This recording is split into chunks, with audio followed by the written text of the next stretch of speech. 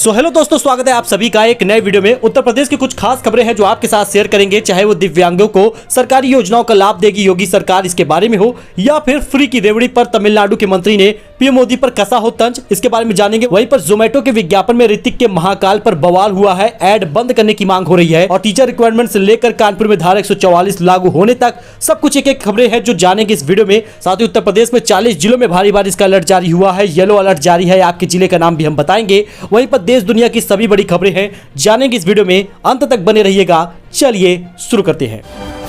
तो दोस्तों बात कर ले पहले खबर की, तो इस कार्ड के जरिए दिव्यांगों को सरकारी योजनाओं का लाभ देगी योगी सरकार। जी हां, यूपी सरकार राज्य के दिव्यांगजनों को UPD ID unique disability ID card उपलब्ध कराएगी। यह कार्ड 40% या इससे अधिक दिव्यांगता वाले दिव्यांगजनों को दिया जाएगा। इस कार्ड के जरिए पंजीकृत दिव्यांगजनों को आरक्षण, पेंशन, नौकरी और केंद्र व राज्य सरकार की अन्य योजनाओं का लाभ मिल सकेगा। यह जानकारी प्रदेश के पिछड़ा वर्ग दिव्यांगजन सशक्तिकरण राज्य मंत्री स्वतंत्र प्रभार नरेंद्र कश्यप ने हिंदुस्तान से बातचीत में दी है। उन्होंने बताया कि 2011 की जनगणना के अनुसार राज्य में 42 लाख दिव्यांगजन गिने गए थे, मगर उनके विभाग में पेंशन अभी तक 19 लाख दिव्यांगजन ही पा रहे हैं। इसलिए दिव्यांगजनों को प्रदेश में सरकार 300 रुपए मासिक दर की पेंशन भी दे रही थी। पिछले साल दिसंबर में यह पेंशन को बढ़ाकर 1000 रुपए मासिक कर दिया गया है। तो आने वाले समय में ये सारी लाभ दिव्यांगजनों को मिलेगा, उसके लिए आईडी प्रूफ बनवाया जाएगा। इसके अलावा जिला दिव्यांगजन सशक्तिकरण अधिकारी के कार्यालय या फिर मुख्य चिकित्सा अधिकारी सीएमओ कार्यालय में उपरोक्त दस्तावेज देकर आप आवेदन कर सकते हैं। 5 सितंबर तक ऐसे 2 लाख यूडीआईडी कार्ड बनाने का लक्ष्य तय किया गया है।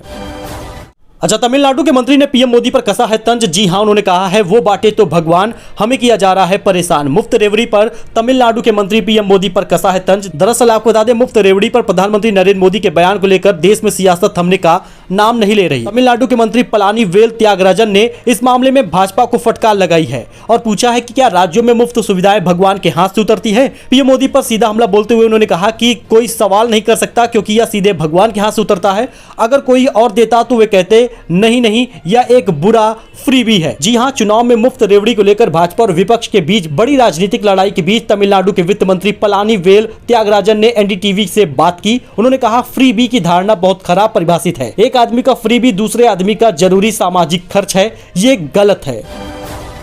अच्छा, इसके साथ ही जोमेटो विज्ञापन में ऋतिक के महाकाल पर बवाल, ऐड बंद कर माफी मांगने की हो रही है मांग। दरअसल जोमेटो कंपनी द्वारा ऑनलाइन फूड डिलीवरी के ऐड को महाकाल मंदिर के भोजन थाली से जोड़ने पर बवाल हो गया है। ऋतिक रोशन एक्टर द्वारा किया गया कंपनी का ये ऐड, जिसमें ऋतिक रोशन कहते हैं थाली का मन किया उज्जैन में है तो महाकाल से मंगा लिया। इस पर महाकाल मंदिर के पुजारियों ने विरोध दर्ज कराया है। पुजारियों का कहना है महाकाल मंदिर में इस तरह की कोई थाली दुनिया में किसी भी कोने में तो क्या उज्जैन में भी डिलीवरी नहीं की जाती। जोमेटो और ऋतिक रोशन को माफी मांगनी चाहिए। अच्छा, यूपी में किसानों के लिए मुख्यमंत्री योगी आदित्यनाथ का बड़ा ऐलान है, मिलेगी पूरी बिजली, नहीं कटेंगे अन्नदाताओं के ट्यूबवेल कनेक्शन। सीएम ने अधिकारियों को निर्देश दिया है कि ट्यूबवेल की तकनीकी खराबी को हर हाल में 24 से 36 घंटे के भीतर ठीक कर लें। वैकल्पिक खेती के लिए बीज उपलब्ध कराने की तैयारी करें और तकनीकी विधियों को किसानों को जानकारी दें। दरअसल प्रदेश में औसत से कम बरसात होने के कारण किसानों को राहत देने के लिए मुख्यमंत्री योगी आदित्यनाथ ने ट्यूबवेल के विद्युत कनेक्शन का बिल बकाया होने के बाद भी कनेक्शन नहीं काटने और ग्रामीण इलाकों में विद्युत आपूर्ति बढ़ाने में निर्देश दिए हैं। शनिवार को मानसून और फसल बुआई की समीक्षा के लिए आयोजित उच्च स्तरीय बैठक में मुख्यमंत्री ने किसानों को राहत देने के लिए कम बरसात के कारण खराब हुई फसलों की भरपाई करने की भी घोषणा की है।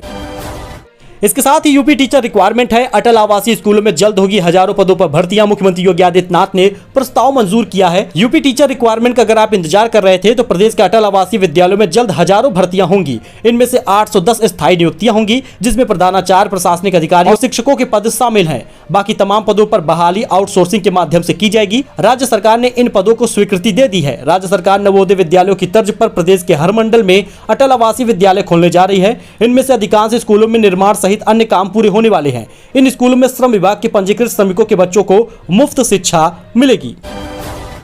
वहीं यूपी वेदर अपडेट जान लीजिए। यूपी के 40 जिलों में होगी भारी बारिश, येलो अलर्ट जारी किया गया है, बाढ़ का खतरा भी मंडराएगा। दरअसल आपको बता दें, पूरे राज्य में मानसूनी बरसात हो रही है, कहीं कम तो कहीं ज्यादा। सुबह बदली होती है तो तेज धूप भी निकलती है, उमस भी रहता है, लेकिन रात भर में बारिश हो जाती है। इसी के बीच कई जिलों में अगले 24 घंटे के लिए भारी बारिश का अलर्ट जारी किया गया है। मौसम विभाग ने कई इलाकों के लिए येलो अलर्ट जारी किया है। जिलों में नदियों के बढ़ते जल स्तर को देखते हुए बाढ़ का संभावना जताई गई है। मौसम वैज्ञानिकों का दावा है कि रविवार को मौसम बदलेगा और तेज बारिश होगी। हालांकि सोमवार और मंगलवार को बारिश की संभावनाएं कम देखने को मिलेंगी, लेकिन कुछ ऐसे जिले हैं जहां पर सोमवार को भी बारिश होगी। यूपी में शनिवार को अलग अलग इलाकों इलाकों में मौसम के अलग अलग मिजाज दिखे हैं। तो आपको बता दें, मौसम विभाग ने 24 घंटे में 12.8 मिलीमीटर बारिश दर्ज की है। तापमान में मामूली गिरावट भी देखने को मिली है। तो सबसे पहले जान लीजिए किन जिलों में भारी बारिश का अलर्ट है।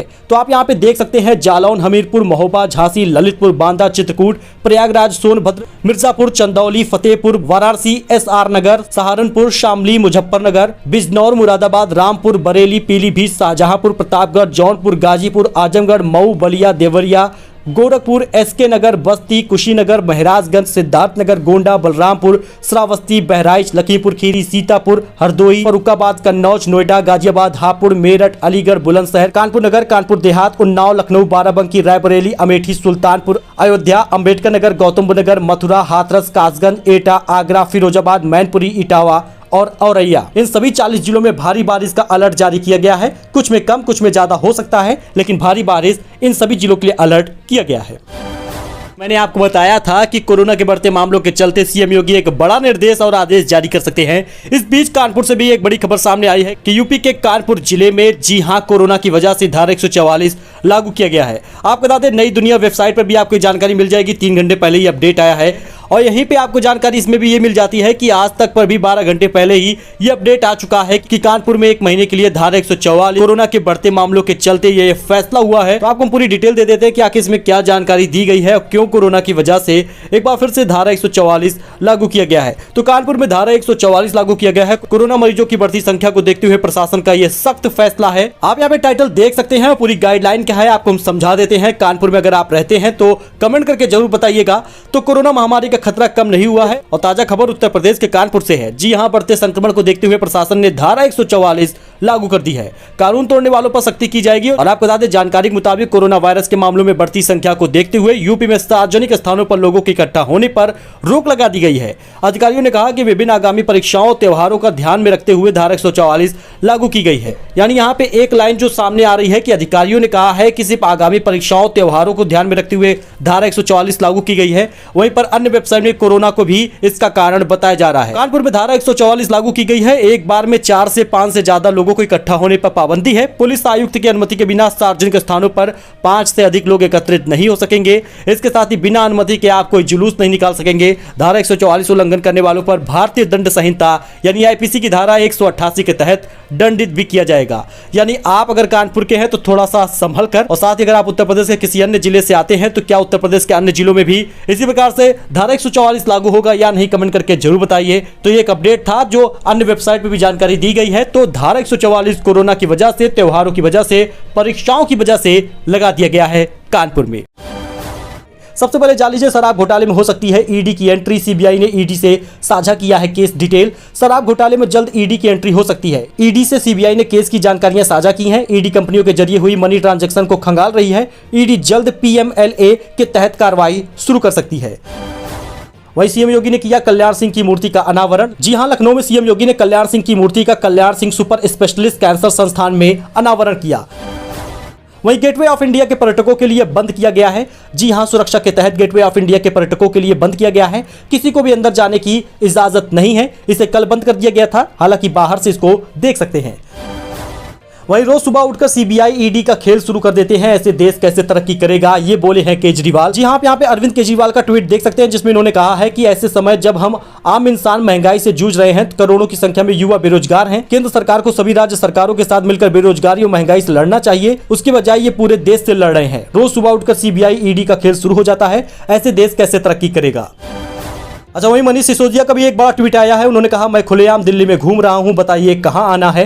जी हां, आप यहां पे ट्वीट इनका भी देख सकते हैं। जी, मनीष सिसोदिया लिख रहे हैं कि आपकी सारी रेड फेल हो गई, कुछ नहीं मिला, एक पैसे का हेरा फेरी नहीं मिली। अब आपने लुकआउट नोटिस जारी कर दिया है कि मनीष सिसोदिया मिल नहीं रहा। ये क्या नौटंकी है। मोदी जी, मैं खुलेआम दिल्ली में घूम रहा हूं, बताइए कहां आना है, आपको मैं मिल नहीं रहा। अच्छा, कोविड-19 अपडेट जान लीजिए। देश में कोरोना के 11,539 नए मामले सामने आए हैं। देश में एक दिन में कोरोना के 11,539 नए मामले सामने आए। एक्टिव केसों की संख्या अब 1 लाख तक पहुंचने वाली है। अच्छा, जम्मू और कश्मीर में वैष्णो देवी की यात्रा फिर से शुरू हो गई है। जम्मू और कश्मीर में भारी बारिश के कारण एहतियात के तौर पर रोकी गई माता वैष्णो देवी की यात्रा फिर से शुरू की गई है। एएनआई का ट्वीट आप यहां पे देख सकते हैं, जिसमें लिखा है, Jammu and Kashmir the upward yatra to Mata Vaishno Devi which was stopped as the precautionary measure due to heavy rain has resumed now. यानी यहां पे एएनआई का ट्वीट भी आ चुका है, जो यात्रा रोकी गई थी उसे शुरू किया गया है। सो दोस्तों, ये कुछ अपडेट था जो आपके साथ शेयर किया गया है। आई होप आपको ये पसंद आया होगा। ऐसी ही जानकारी के लिए, ऐसे ही अपडेट के लिए आप रोज सुबह हमारे साथ जुड़ जाइए। चैनल को अभी सब्सक्राइब कर लीजिए, 7 बजे ये अपडेट आता रहेगा, जिससे आपको ये न्यूज़ मिलती रहेगी। फिलहाल आपका क्या मानना है, ऐसे वीडियोस आपको 7 बजे मिले या सुबह 8 बजे? 7 या 8 बजे के बीच में आप हमें कमेंट जरूर कर दें, जिससे आपको उसी समय में जानकारी मिलती रहे। धन्यवाद।